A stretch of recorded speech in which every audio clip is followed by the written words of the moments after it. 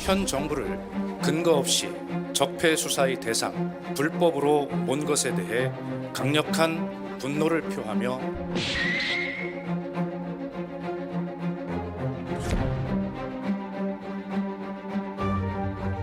우리 문재인 대통령께서도 늘 법화 원칙에 따른 성역 없는 그 사정을 늘 강조해 오셨습니다. 그런 면에서는 우리 문재인 대통령님과 저와 똑같은 생각이라고 할 수 있겠습니다.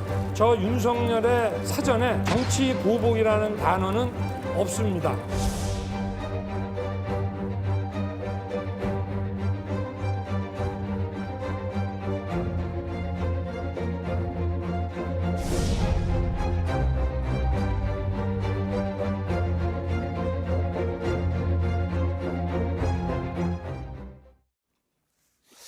예, 일단 문재인 대통령이 윤석열 후보가 문재인 정부를 폄훼 비난했다면서 정면으로 대응을 했는데요. 일단 이거 옳고 그름은 어제도 좀 얘기를 해서 먼저 이것부터 보도록 하겠습니다. 주제로 먼저 보면 오늘 첫 번째 주제는 문과 윤의 충돌 이렇게 생겼습니다. 일단 저희가 주제에서 보듯이 문 대통령이 직접 나서니까 일단 이가 빠져버려요. 이재명 후보가 빠지는 일이 있습니다. 여기 이제 대선의 유불리를 좀 먼저 보면 누구에게 유리할까요? 먼저 센터장님 보시죠. 저부터요? 예. 글쎄, 뭐 유불리를 당장에 얘기하기는 쉽지는 않아요. 네. 사실 국민들이 어떻게 생각하실지 그런 부분들에 대한 여러 가지 그 고려가 있어야 될 거라고 생각을 하는데, 예. 하지만 뭐 이 후보로서는 좀 답답하실 것 같아요. 왜냐하면 이제 아까 지금 그 박앵커 말씀하신 대로 이 논쟁에서 정치인은 자기 부고 기사만 아니면 하여튼 자기 기사가 계속 나와야 나와야 되고 합니다. 예. 욕을 먹어도 자기 얘기가 계속 그 공개가 돼야 되는데 예. 이거 어떻게 뭐 나오는 게 문재인, 윤석열, 문재인 뭐 이렇게 계속 나오면 이 후보는 거기서 낄 자리가 별로 없는 것 같아서 그런 부분에서는 아마 좀 이거 어떡하지라는 대응에 있어서 좀 깝깝하실 부분이 있을 것 같기는 한데요. 이게 어쨌든 친문 그룹이나 이런 분들에게는 이렇게 결집하는 효과가 좀 있을 거라고 생각을 합니다. 하지만 또 그 반대 효과도 있을 거 아니에요. 예를 들면 왜 이렇게 속 시원하게 얘기 못했어? 윤 후보 말이야. 뭐 이러는 사람들도 있더라고요. 그러니까 사실은 그것이 어떤 식으로 결론이 내어질지는 조금 지켜봐야 될 것 같아요. 근데 저는 좀 생각이 틀린데요. 예를 들면 일반적으로 우리 정치평론가들이 후보가 안 보인다. 그러니까 문재인 대통령과 윤석열 후보가 부딪히니까 이재명 후보가 뉴스에서 사라진다. 이렇게 일반적인 평론가들이 이야기를 하는데 투표 당일에 가면 투표 용지에 문재인 대통령이 없습니다. 투표 용지에 이재명이 있는 것이죠. 그렇기 때문에 그것은 일반적인 이제 정치평론가들의 이야기다. 이 말씀을 드리고 아마 친문의 결집이라든지 이런 것을 아마 염두에 두고 문재인 대통령이 저렇게 반응하신 것은 절대 아닐 겁니다. 왜 그러냐면 문재인 대통령을 좋아하는 분들도 있고 문재인 대통령을 싫어하는 분들도 있지만 싫어하는 분들도 문재인 대통령을 일반적으로 평가할 때 굉장히 절제된 사람이다. 굉장히 절제하는 대통령이다. 이런 이제 평가들은 다 합니다. 지지하지 않더라도. 그리고 절제력이 굉장히 높은 문재인 대통령이 대통령 권한을 상당히 절제된 형태로 써왔거든요. 그러다 보니까 역대 정부에서 늘 겪어왔던 측근 비리, 친인척 비리 이런 게 없잖아요. 그러다 보니까 이제 지지율이 40%를 왔다 갔다 하는 것이죠.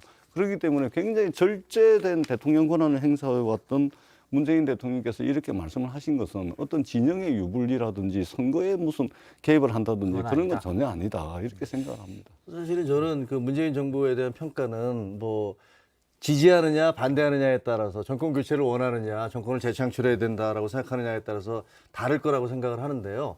지금 친인척 비리가 없다라고 말씀을 하셨잖아요. 지금 당장 눈에 드러나는 거 없습니다. 없지만 사실 이제 반대하는 입장에서 보자면 예를 들면 그 신라젠이라든가 옵티머스, 라임 그리고 울산 그 부정선거 의혹이라든가 이런 수사 의혹들에 대해서 검찰 수사가 제대로 되지 않았다. 그리고 그런 부분들에 대해서 자신들의 어떻게 보면 검찰 역사, 저도 뭐 검찰 기자를 해봤습니다만 여태까지 있었던 검찰 인사 중에서 이렇게 노골적이고 편파적으로 본인들의 어떤 가까운 사람들을 그 주요 자리에 임명한 인사는 없었다라는 비판들이 많이 있거든요. 그러면 이게 실질적으로 문재인 대통령이 정말로 주변 사람들이 깨끗해서 무슨 비리가 없었던 것인지 아니면 이것이 수많은 문제점들이 제기됐음에도 불구하고 검찰에서 이 부분에 대한 수사를 제대로 하지 않아서 그런 것인지 이것은 아마 이제 적폐 논란하고도 연관이 되겠습니다만 그런 부분에 대해서는 서로 입장이 좀 다른 것 같아요. 네. 우리 센터장님 이런 평가는 물론 뭐 나중에 뭐 그것이 말씀하신 그런 우려와 걱정이 또는 이제 비판이 현실이 될 수도 있겠지만 그러나 적어도 지금 현재 입장에서 보면 굉장히 좀 어거지가 아닌가 그런 생각이 들어요. 왜냐하면 그래요? 지지율이 40%를 일관되게 왔다 갔다 합니다. 그리고 문재인 대통령을 지지하지 않는 분들도 대통령의 이제 권한 행사를 지난 5년 동안 봐왔거든요. 그렇기 때문에 지지율이 이렇게 나오는 것이고 그리고 역대 모든 정권이 그 퇴임 한두 달을 남겨놓으면 기본적으로 20%대 지지율 아니면 뭐 10%대 지지율도 막 나와가지고 거의 뭐 식물 대통령이 되고 레임덕이 엄청 심했잖아요. 근데 적어도 그런 건 없지 않습니까? 그런 측면에서 봤을 때 지금 현재까지의 상황을 평가를 해주시는 게 그리고 지금 현재 40%인데 이게 뭐 안 드러나서 그렇다 이래버리면 그것을 전제로 이야기를 해버리면 지금 국민들 40%가 어떻든 문재인 대통령의 국정 운영을 지지를 하고 있는데 그 국민들 지지하는 이것을 우리가 애써 무시하는 것이다.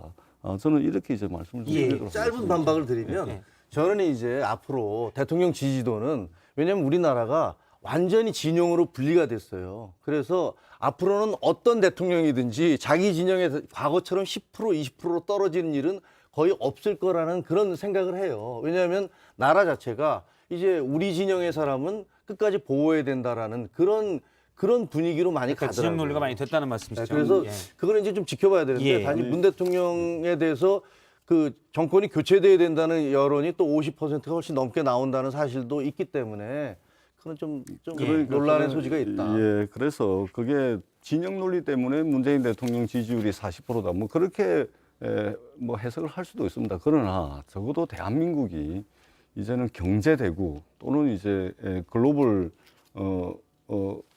글로벌 세계에서 말하자면 우리가 추격 국가에서 선도 국가의 위상을 가져갔지 않습니까? 이쯤 되면 이 정도의 국민 역량이라면 이제는 대통령 지지율조차도 그냥 진영 논리로 해석할 것이 아니고 이 정도의 국민 역량이라면 이제는 우리도 성공한 대통령 한 명 정도 가질 만한 충분한 자격이 국민들에 있다. 이렇게 좋게 좀 평가를 하고 긍정 평가를 하는 제 것이 생각에 약간 그런 좋지 게 않을까 있더라고요. 그렇게 문 대통령 봅니다. 지지율이 높잖아요. 정권 교체 여론도 대신 또 높아요.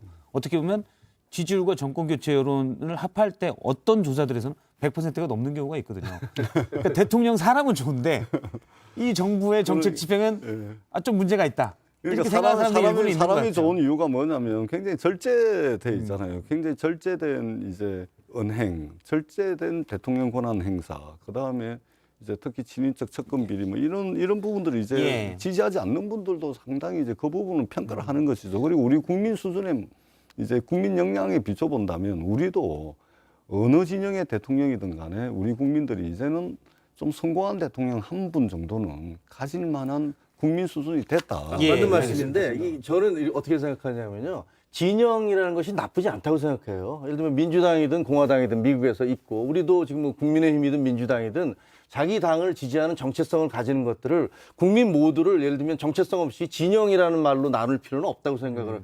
그 진영을 갖고 있는 게 나쁘지 않아요. 문제는 그 진영이 합리적이고 상식적인 행동을 하느냐 안 하느냐에 따라서 평가를 받아야 된다는 그런 기준으로 저는 그렇게 보고 예. 있고요.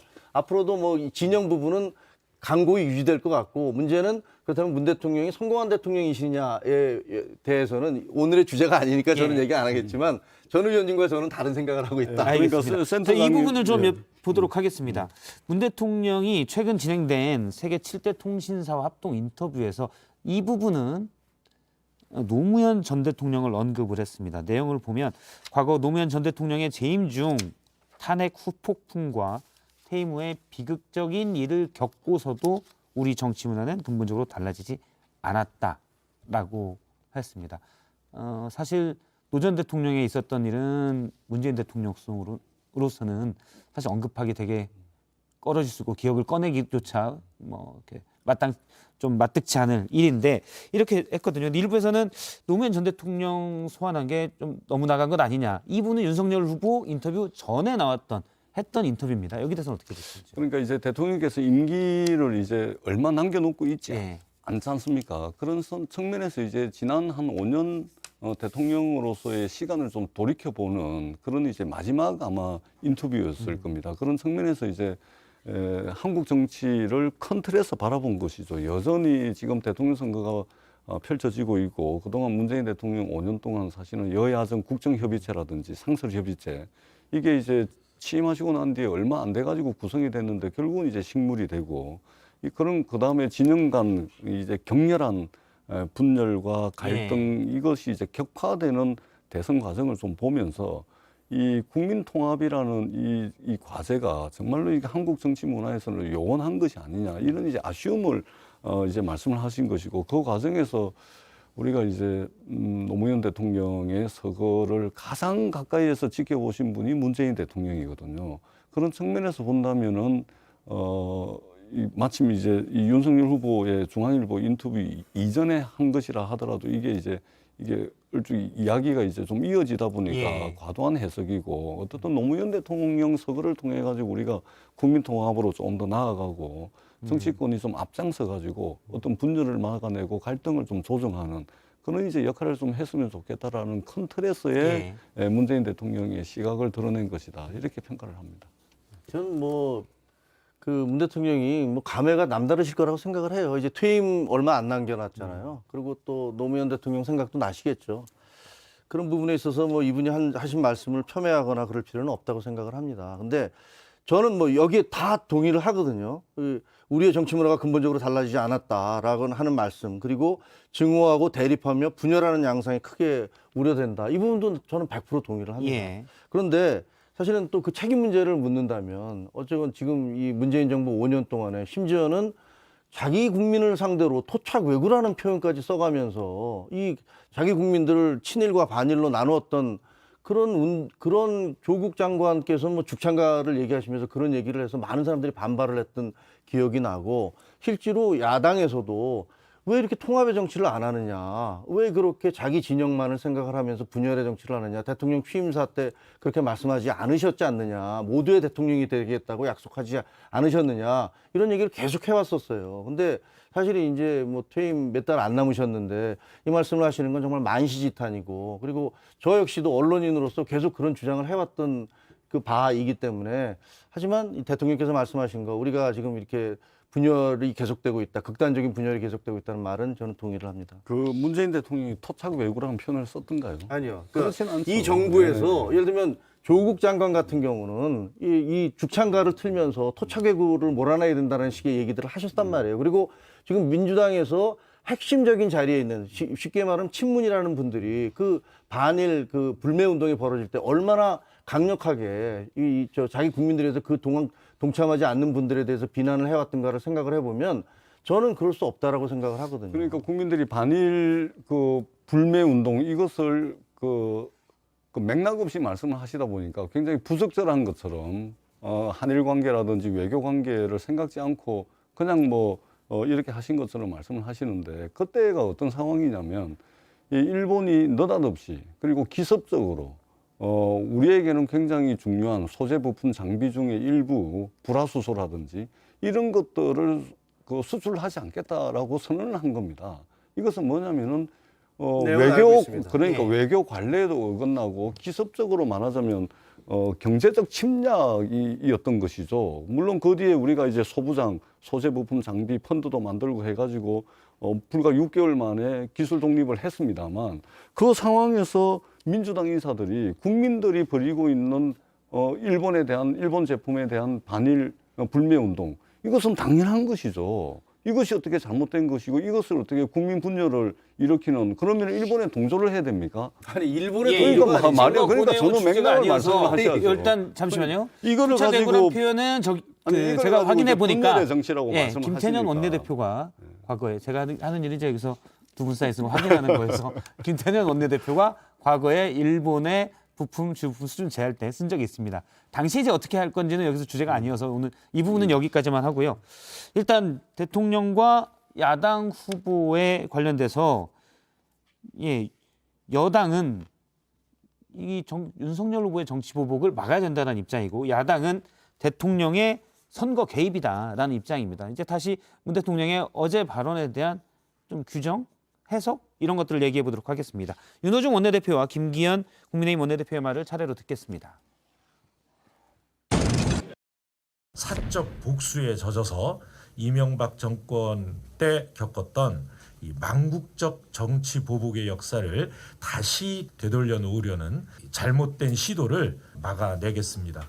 적폐청산을 1호 공약으로 내걸었던 문재인 대통령께서 적폐청산이라고 하는 용어에 이처럼 민감한 반응을 보이는 것은 참으로 생경하고 의아한 장면입니다. 예, 두 분 뭐 짧게 어제도 많이 해석이 됐던 부분에서 입장만 들어보도록 하겠습니다.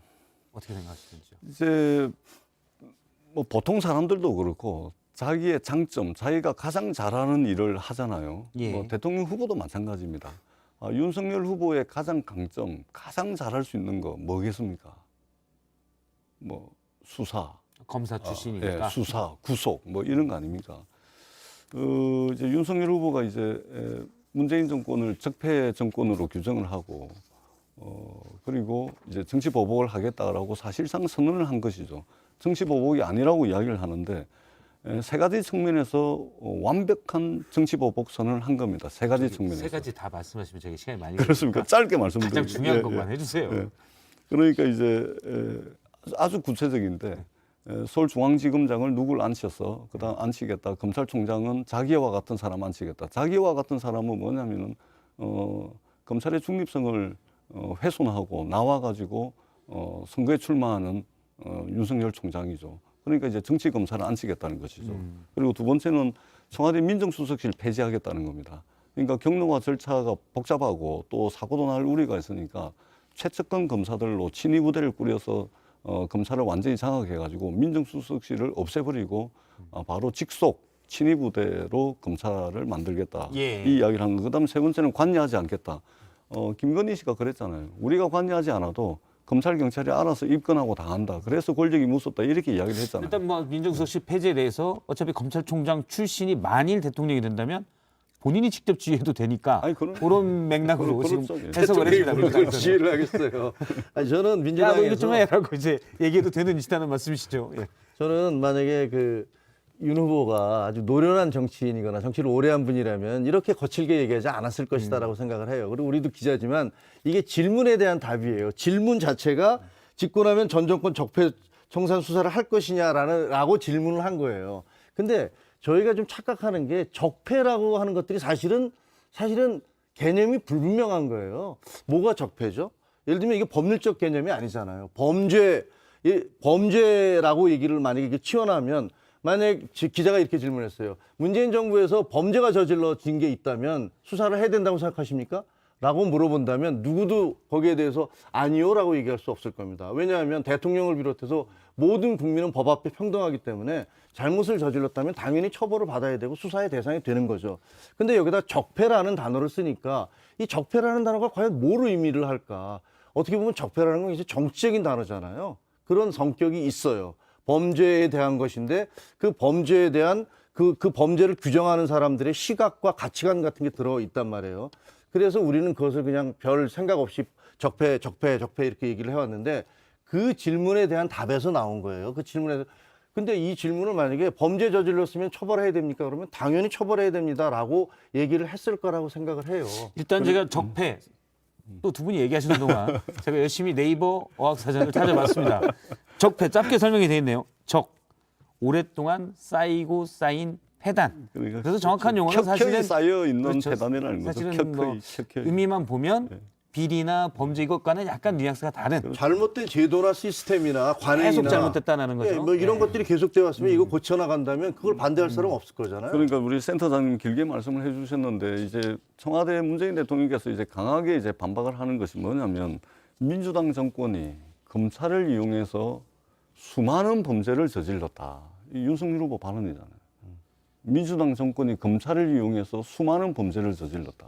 그러면 그 수많은 범죄가 뭔지는 이야기해야 되겠죠. 그다음에 검찰을 이용해서 저지른 범죄 이야기를 해야 되겠죠. 근데 더 황당한 것은 윤석열 후보가 문재인 정부 5년 동안 4년을 서울중앙지검장과 검찰총장을 한 겁니다. 그렇죠. 그럼 어떻게 되는 거죠, 이게? 이게 어떻게 되는 제가 답을 예. 하면 됩니까? 그럼요. 저는 지금 얘기를 하는데 그런 말씀을 하셨잖아요. 중앙지검장과 검찰총장을 할 때는 뭘 하셨냐 이렇게 얘기를 했잖아요. 뭐 하는지 다 알잖아요. 왜냐하면 2017년 5월 달에 중앙지검장이 돼서 아니 그 이야기가 아니고 민주당 정권이 검찰을 이용해서 수많은 범죄를 저질렀다는데 예. 저지른 범죄가 뭐냐는 거죠. 그러니까 자기가 검찰총장하고 중앙지검장 할 때 그러니까 검찰총장을 하는데 뭐 했느냐 하면 중앙지검장을 할 때는 MB 수사를 했고 그다음에 사법부 적폐인가 뭐 이런 식으로 해서 그 이름이 붙은 사법농단 예, 수사를 했습니다. 했고요. 그다음에 검찰총장이 된 2017년 7월인가 그 이후에는 바로 조국 수사를 시작했는데 그냥 융단 폭격을 받다가 1년 내 싸우다가 나간 거죠. 그런데 문재인 정부에서 했던 수사 뭐가 잘못된 거냐라고 물어보신다면 아니 그걸 물어보는 게 아니고 아니, 예. 민주당 정권이 검찰을 이용해서 수많은 범죄를 저질렀다 그러는데 민주당 정권이 검찰을 이용해서 저지른 범죄가 뭐가 있냐는 거예요. 그러니까 저는 예. 이게 제가 당사자가 아니기 때문에 그러니까 제가 바라보는 입장에서 그러니까 없기 때문에 말씀을 못 하세요. 당사자라도 당사자한테는 그건 여쭤보셔야겠죠. 아니 제가 윤석열 후보에게 기자가 예. 검찰을 이용해서 민주당 정권이 수많은 범죄를 저질렀다는데 구체적으로 어떤 거냐라고 물었습니다. 물었는데 대답을 못 해요. 그거는 왜 없으니까 못 하는 거죠. 없어서가 아니고 제 생각에는요. 그거는 밝혀져야 될 거거든요. 아니 예. 검찰을 예를 들면- 이용해서 범죄를 저질렀으면 검찰총장하고 서울중앙지검장 했는데 윤석열 후보가 제일 잘 알겠죠. 아니죠. 민주당이 검찰을 이용해서 범죄를 저질렀으면 중앙지검장을 하고 검찰총장을 했던 윤석열 후보가 제일 잘 알겠죠. 그러니까 아예 민주당 정권은 적폐 정권이다 규정을 하고 난 뒤에 자기가 대통령이 되고 난 뒤에 먼지털이식 수사, 모욕 수사, 벼랑끝 수사 뭐 이런 거 해가지고 없는 제도 만들어버리고 있는 제도 없애버리고 하던 그 정치검사들의 행태를 그대로 따르겠다는 선언인 아니, 것이죠. 예. 아니 대한민국에서 최고의 검사라고 하면서 칭찬을 하면서 총장에 임명하시고 중앙지검장에 임명하신 정권에서 얘기하는 건 이상하지만 잘못 본 거죠. 예를 들면 저희가 잘못 본 거죠. 성남 FC에서 그 불법 여러 가지 문제점이 생겨났어요. 근데 그거에 대해서 수사를 하겠다는 검사를 위에 지청장이 그 수사를 못하게 해요. 그리고 아니 예를 들면 그런 경우가 한두 가지가 예. 아니잖아요. 예를 들어서 라임과 옵티머스 신라젠에 대한 수사가 제대로 됐습니까? 자, 그 부분은 이제 라임 옵티머스 현 정권의 권력 핵심부가 연루됐다는 의혹이 있는 수사에 대해서 네. 제대로 수사가 안 돼서 뭘 밝혀진 거다라고 하고 그게 지금 드러난 게 아니지 않느냐라는 입장으로 좀 정리를 하겠습니다. 그러니까 오만 예. 가지 것들을 다 끌어들여가지고 수사가 종결돼가지고 재판이 예. 진행 중인 것도 있고 수사 진행 중인 것도 있고 수사가 끝난 것도 있는데 그걸 그냥 오만 것들을 국민들이 다 기억을 못하고 그렇게 말씀을 하시면 안 돼요. 일단 근데 이 아니요, 부분이 그렇게 적폐청산에 대해서는 이 부분도 있습니다. 원희룡 국민의힘 정책본부장이 선대본 정책본부장이 페이스북에 어제 올렸는데요. 이재명 후보가 2017년에 얘기를 한 겁니다. 제가 잠깐 사진 보면 여기 보면 적폐와 불의를 청산하는 게 정치 보복이라면 그런 정치 보복은 맨날 해도 됩니다. 라고 해서 약간 화제가 되긴 했습니다. 비리가 있으면 엄단해야 되는 건 아니냐. 원론적인 입장인데 어쨌든 원희룡 본부장이 올린 거는 아마 같은 맥락인데 왜 지금 정치부 이렇게 보느냐라는 것 같은데 여기에 대해서는 어떻게 보십니까? 그러니까 그때 당시 이제 맥락을 좀 보자면 그때는 이제 국민들로부터 탄핵당한 국정농단 세력에 대한 수사와 재판이 진행되고 있던 시기 아닙니까? 그런 측면에서 이야기할 수 있는 것이죠. 그러니까 예. 지금 상황으로 맞지가 않는 것이죠. 아니 저는 그렇게 생각하지 않는데요. 왜 그때와 상황이 이때 상황이 다르겠습니까? 아니 그때는 탄핵당한 박근혜 정부에 대한 수사가 진행되는 것이고 그것은 정당한 수사다. 이것을 이제 과한 표현으로 한 것이죠. 아니 근데 그렇지 않습니까? 원론적으로 이분께서 말씀하신 대로 이 적폐 수사에 대해서 국민의 한을 푸는 것이 정치다. 왜 그런 한을 쌓이게 됐는지부터 반성을 해라. 그리고 그 흔들림 없는 적폐 청산을 응원한다. 만약에 법질서를 어기고 사익을 취한 자들에 대한 단죄가 정치 보복이라고 한다면 그런 정치 보복은 끊임없이 초강도로 계속돼야 된다. 이렇게 말씀하셨어요. 그러니까 어떤 뭐 비리에 대해서나 또는 뭐 여러 가지 뭐 이런 것들에 대해서 적폐에 대해서는 당연히 수사를 하는 것이죠. 근데 윤석열 후보 그게 윤석열 후보가 한 얘기죠. 윤석열 후보는 뭐냐면은 저희들이 보기에는 예. 대한민국 최고의 수사 기술자고 대한민국 최고의 법 기술자예요. 왜 그러냐면 자기 자신과 관련된 문제, 자기 장모와 관련된 문제, 자기 부인과 관련된 문제, 자기 측근들과 관련된 문제에 있어서는 없는 죄를 있는 죄도 덮어버리고 이러한 의혹들을 많이 받고 있습니다. 법기술자들, 수사기술자들이 재판에서 2심에서 전부 다 무죄가 하고 나왔습니다. 1심에서는 그러니까 예, 근데 검사로 있을 때는 수사조차 안 되던 겁니다. 더더구나 이제 모 언론에서 특종 기사를 써가지고 김건희 씨의 주가 조작이 사실은 이제 계좌까지 다 드러났지 않습니까? 신한증권 하나만 했고 거기만 계좌 거래를 그 부분은 했고 뒤에 따로 이렇게 얘기를 이야기를 하겠습니다. 했는데 예. 다 드러나고 있는데도 그러니까 이 대한민국의 검찰의 흑역사를 보자면 정치 검사들이 먼지털이식 수사하고 모욕주기식 수사하고 이래가지고 사실은 있는 죄도 덮어버리고 없는 죄도 만들어 왔던 것이 검찰의 흑역사입니다. 가장 최근에는 예. 김학의 사건이 있지 않습니까? 그러한 정치검사, 대한민국 최고의 정치검사인 윤석열 후보가 이야기를 하니까 당연히 그것은 정치보복으로 들릴 수밖에 없고 실제 정치보복을 하겠다고 선언한 아니, 것이라고 검사가 얘기하면 볼 수가 없는 그것이 것이죠. 검사 출신이 적폐청산이 이루어진다면 그 정치보복이고 똑같은 정치인이 그보다 훨씬 강한 그 표현으로 정치보복은 초강도로 계속돼야 된다라고까지 얘기한 제가- 것은 괜찮다는 겁니까? 제가 다시 정리해 드릴게요. 예. 2017년도에 이재명 후보의 이 발언은 네. 국민들로부터 탄핵 심판을 받은 정권에 대한 수사였습니다. 탄핵 심판은 헌법재판소가 한 거지 그러니까 지금은 뭐냐면은 윤석열 후보가 민주당 정권이 검찰 권력을 이용해서 수많은 범죄를 저질렀다. 그렇기 때문에 문재인 정부는 적폐 정권이다라고 규정을 하고 난 뒤에 마치 죄를 예단을 하고 범죄자로 아예 규정을 하고 난 뒤에 이 발언을 하지 한 거예요. 않았습니다. 적폐정 기자가 물어본 거에 대해서 적폐청산이 해야 됩니까? 해야지라고 아니, 예, 그 부분은 좀 얘기했습니다. 반복되니까. 검찰을 예. 이용해서 수많은 범죄를 저질렀다라고 이야기한 게 윤석열 후보의 발언이에요. 수많은 범죄를 저질렀다는 거 아닙니까? 검찰을 이용해서. 그러니까 아까 제가 말씀드린 대로 검찰이 수사를 제대로 하지 않고 대장동 사건과 성남 FC 사건처럼 그렇게 중요한 범죄들에 대해서 그런 것들을 수사를 제대로 하지 않은 것들에 대한 그런 문제 제기를 얼마든지 할 수 있죠. 예, 두 분의 입장을 충분히 어느 정도 들은 것 같아서요. 여기에 대해서는 이제 검찰이 뜨겁네요. 뜨겁죠. 김종혁 센터장님이 이제 박원석 의원님하고 저는 하실 때는 조금 사이 좋을 때도 계셨는데 예. 아니 뭐 세게 명확한- 붙으라며요. 세게 싸워야 된다며. 꼭 그런 건 아니고요. 배우에 제가 있듯이 꼭 그렇게 말씀을 알겠습니다.